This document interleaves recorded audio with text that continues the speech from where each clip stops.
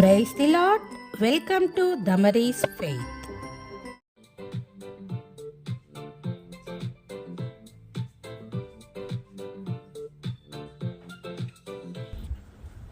Praise the lord. అందరికీ యేసుక్రీస్తు నామమున శుభాభివందనాలు తెలియజేస్తున్నాను. నూతన సంవత్సర శుభాకాంక్షలు. దేవుడు గత సంవత్సరం 2024 సంవత్సరం కాచి కాపాడినాడు. జనవరి నెలలో దేవుడు కొత్త సంవత్సరం 2025లో ప్రవేశపెట్టినాడు. కాబట్టి ఈ సంవత్సరము దేవుడు మరి అందరికీ, ప్రతి ఒక్కరికి, దేవుని పిల్లలకి వాగ్దానములు 31 డిసెంబర్ 31 నైట్ 1 తారీఖు మరి దేవుని మందిరంలో దేవుని వాగ్దానములు తీసుకుంటాము. నాకు ఏ వాగ్దానం వచ్చిందా అని ప్రార్థన చేసుకొని మనం తీసుకున్నప్పుడు ఒక వాగ్దానం ఇస్తాడు దేవుడు. ఆ వాగ్దానము ఆ సంవత్సరం లోపల నెరవేరుస్తాడు. ఆ సంవత్సరం లోపల మాత్రమే కాదు, ఒకవేళ ఆ సంవత్సరం అంతా నెరవేర్చకపోయినా కూడా ఇంకా వచ్చే దినాల్లో ఎప్పుడైనా దేవుడు తప్పకుండా నెరవేరుస్తాడు. ఎందుకంటే దేవుడు అబద్ధమాడుటకు ఆయన నరమాతుడు కాదు, ఆయన చెప్పి చేయకుండా అని బైబిల్ గ్రంథంలో చూస్తాం. కాబట్టి మనుషుడు కాదు ఆయన. దేవుడు వాగ్దానం ఇస్తే తప్పకుండా నెరవేరుస్తాడు. అయితే ఈ వాగ్దానం గూర్చి పరిశుద్ధ బైబిల్ గ్రంథంలో ఒక వచనము చదువుతున్నాను. కొరింథీయులకు రాసిన 2వ పత్రిక 1వ అధ్యాయము 20వ వచనం. దేవుని వాగ్దానములు ఎన్ని అయినను అన్నయు క్రీస్తునందు అవునన్నట్టుగానే ఉన్నవి కనుక మన ద్వారా దేవునికి మహిమ కలుగుటకై అవి ఆయన వలన నిశ్చయములై ఉన్నవి. దేవుని వాగ్దానాలు ఎన్ని ఉన్నా కూడా అవన్నీ యేసు ప్రభులో అవునన్నట్టుగానే, అంటే ఆయన నెరవేర్చే దేవుడు, వాగ్దానం ఇచ్చి నెరవేర్చే దేవుడు. మనుషులైతే వాగ్దానం చేస్తారు, మర్చిపోతారు.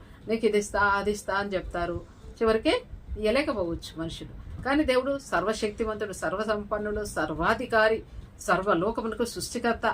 అంత గొప్ప దేవుడు. ఆయనకు అసాధ్యమైనది ఏముంది? ఆయనకు సమస్తం సాధ్యమే. అయితే దేవుడు ఏమంటున్నాడు? వాగ్దానం ఇస్తున్నాడు మనకి.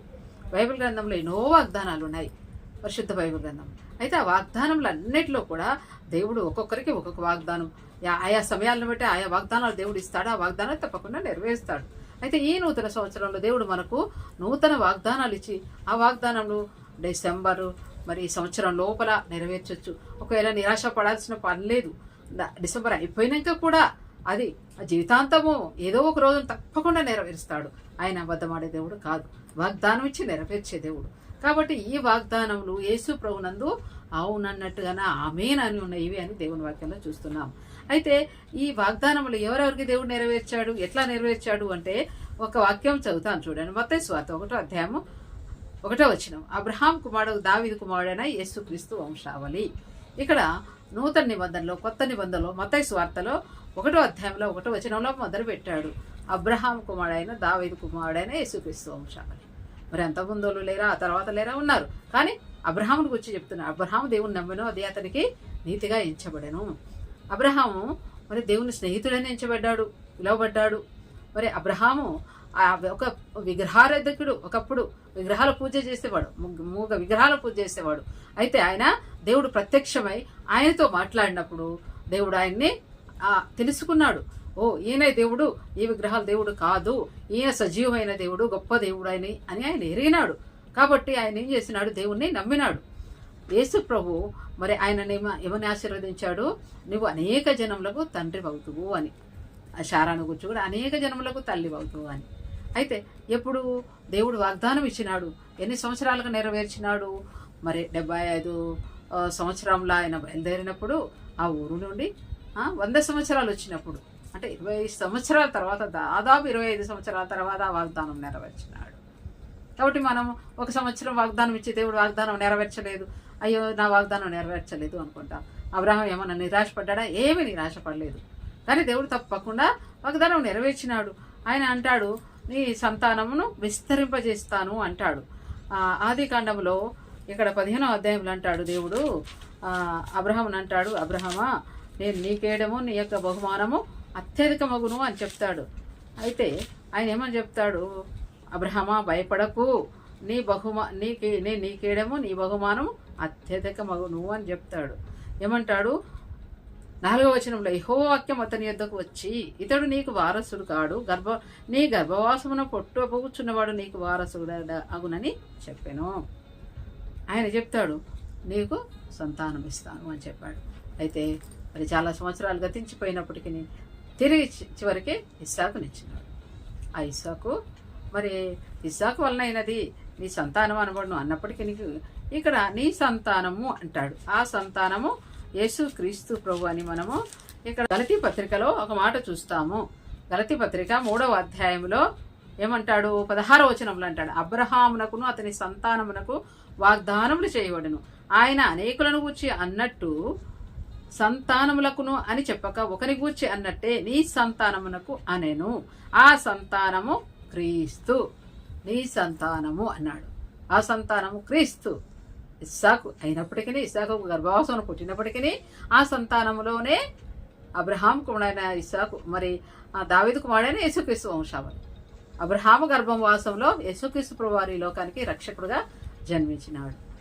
ఆయన ఈ లోకానికి సృష్టికర్త అయిన దేవుడు మానవుడిగా తగ్గించుకొని ఈ లోకానికి రక్షకుడుగా వచ్చి తన ప్రాణం పెట్టినాడు సిలువలో. నీ కోసం, నా కోసం, మన కోసం, సర్వలోకంలో ఉన్న ప్రతి మానవుని కోసం ఆయన ప్రాణం పెట్టినాడు. మన పాప విమోచన ధనం బహు గొప్పది. అయితే అది అన్నిటికీ తీరక అట్లా ఉండవలసింది. అయితే ఆ పాపాన్ని తీసివేయడానికి ఆ కలవరి సెలవులో ఆయన ప్రాణం పెట్టినాడు.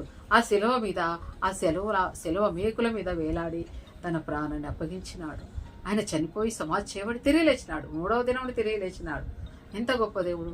నీ కొరకు, నా కొరకు ఈ లోకంలో అంత గొప్ప ప్రాణత్యాగం చేసి నిర్దోషమైన, నిష్కలంకమైన రక్తము, పరిశుద్ధమైన రక్తం చెందించినాడు. ఆ పరిశుద్ధ రక్తంలో పాపములు కడిగితే తప్ప ఏ విధమైన మరి ఈ లోక కార్యక్రమాలు ఏమి చేసినా కానీ మనశ్శాంతి లేదు, పాప క్షమాపణ లేదు, ఒక రాజ్యం లేదు, సర్గ రాజ్యం లేదు.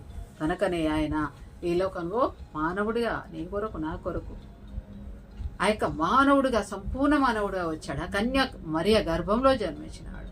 ముందుగానే అబ్రహాముకు వాగ్దానం ఇచ్చినాడు, నీ సంతానము అన్నాడు. ఆ సంతానము క్రీస్తు అని గలతీ పత్రికలో మనం చూస్తాం. అబ్రహాంకి ఇచ్చిన వాగ్దానం నెరవేర్చినాడు. ఎంత గొప్ప దేవుడు కదా ఆయన! నీ కోసం, నా కోసం. అలాగే నీకు, నాకు వాగ్దానం ఇస్తాడు. ఆ వాగ్దానం తప్పక నెరవేర్స్తాడు. అనేక సార్లు నెరవేర్చినప్పుడు ఏం చేస్తామో బాధపడుతూ ఉంటాం. అయ్యో, నాకు వాగ్దానం ఇచ్చినాడు, నెరవేర్చలేదని. చింతించాల్సిన పని లేదు, భయపడాల్సిన పని లేదు. అబ్రహామునే దేవుడు అన్నాడు, అబ్రహామా భయపడకు అన్నాడు. నేను నీకేడము, నీ బహుమానం అత్యధికమగునని చెప్పాడు. అనేక సార్లు మనం ఈ లోకంలో భయపడుతూ ఉంటాం, సమస్యలు, కష్టాలు, శ్రమలు వచ్చినప్పుడు. అయితే మీ హృదయాన్ని కలవరపడనీయుడి అంటాడు యేసుక్రీస్తు వారు అంటాడు. యోహాను 14 అంటాడు, మొదటి వచనం, మీ హృదయాన్ని కలవరపడనీయుడి. కాబట్టి యేసయ్యా, నేను పాపినయ్యా, నన్ను రక్షించు అంటే చాలు, ఉచితంగా రక్షణ. కాబట్టి ఆయన అబ్రహాంకి ఇచ్చిన వాగ్దానము నెరవేర్చినాడు. ఆ అబ్రహాము కుమారుడైన, దావీదు కుమారుడైన యేసుక్రీస్తు. చూడు, అబ్రహామును దేవుడు ఏర్పాటు చేసుకున్న అబ్రహాం సంతానంలో, గర్భవాసంలో యేసుక్రీస్తు వారు పుట్టారు. కాబట్టి అంత గొప్ప దేవుణ్ణి తెలుసుకున్నట్టయితే ఆయన్ని ఎప్పటికీ వదిలిపెట్టము. ఈ లోకం మాత్రమే కాదు, ఈ లోకం విడిచిపెట్టిన తర్వాత ఈ మట్టి శరీరం మట్టిలో కలిసిపోయినప్పుడు మహిమా దేహంతో దేవుని రాజ్యంలో యుగ యుగాలుంటాం. అటువంటి రాజ్యం కోసము సిద్ధపడాలంటే, దేవుడిచ్చిన వాగ్దానం నెరవేర్చబడాలంటే ఆయన యందు విశ్వాసం ఉంచాలి. అబ్రహాము విశ్వాసం ఉంచాడు, అదే ఆయనకు నీతిగా ఎంచబడ్డది. కాబట్టి అబ్రహాము దేవుని నమ్మనాడు. ఆయనకు వాగ్దానం ఇచ్చినాడు, దేవుడు వాగ్దానం నెరవేర్చినాడు. నాకు నెరవేర్చినాడు వాగ్దానం, నాకు వాగ్దానం ఇచ్చి నెరవేర్చినాడు, నీకు కూడా వాగ్దానం ఇచ్చి నెరవేరుస్తాడు. అయితే నమ్మకము, విశ్వాసం, అబ్రహాంలాగా విశ్వాసం వచ్చినట్లయితే ఆయన తప్పకుండా దీవించి ఆశీర్వదింపజేస్తాడు. ఈ యొక్క చిన్న వాక్యం దేవుడు దీవించును గాక. మీకోసం ప్రార్థన చేస్తాను. ప్రేమ గల జీవంగల పరిశుద్ధ పరలోక తండ్రి, నీ పాదస్తోత్రం వందనం చెల్లిస్తున్నాను. గొప్ప దేవ, ఈ సమయంలో నీ జీవవాక్యం దయచేసినందుకే వందనాలు. యేసుక్రీస్తు ప్రభువారు అబ్రహాం గర్భవాసమున, అబ్రహాం సంతానంలో నుండి వచ్చినాడు. అబ్రహాం కుమారుడైన, దావీదు కుమారుడైన యేసుక్రీస్తు వంశావళిని చూస్తున్నాం కనుక దేవా, మరి ఒక మానవుని గర్భంలో తండ్రి, మరొక కన్య గర్భంలో ఈ లోకంలో జన్మించినావు. చనిపోయి సమాధి చేయబడి తిరిగి లేచిన దేవుడు, ఎంత గొప్ప దేవుడు నాయన. మాకు ఇచ్చిన గొప్ప రక్షణ బట్టి వందనాలు. ఇంకా ఎవరైతే రక్షించబడలేదు వారి కోసం ప్రార్థన చేస్తున్నాము. ఈ జీవవాక్యం విని వారు కూడా రక్షింపబడినట్లు వారి యొక్క మనోనేత్రాలు తెరవచేయండి, వారి యొక్క హృదయ నేత్రాలు తెరవచేసి యేసుక్రీస్తు ప్రభువును అంగీకరించే వారుగా చేయమని, వాక్యాన్ని దీవించమని, నీ బిడ్డలను దీవించమని. ఏ కష్టాల్లో, ఏ శ్రమల్లో ఉన్నారో వారి శ్రమల్లో వారిని ఆదుకోమని, వారికి వాగ్దానం ఇచ్చి వారికి ధైర్యం దయచేయమని, వారికి ఇచ్చిన వాగ్దానం వారి పట్ల నెరవేర్చమని, ఈ నూతన సంవత్సర దీవెనలు వారికి దయచేయమని యేసుక్రీస్తు ప్రభువు నామమున ప్రార్థిస్తున్నాను తండ్రి, ఆమేన్.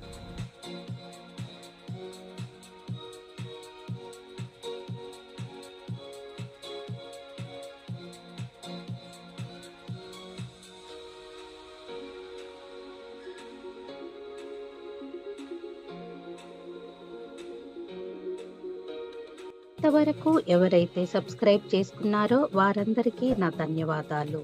ఇలాంటి మరెన్నో వీడియోస్ కొరకు please like and share, subscribe my channel.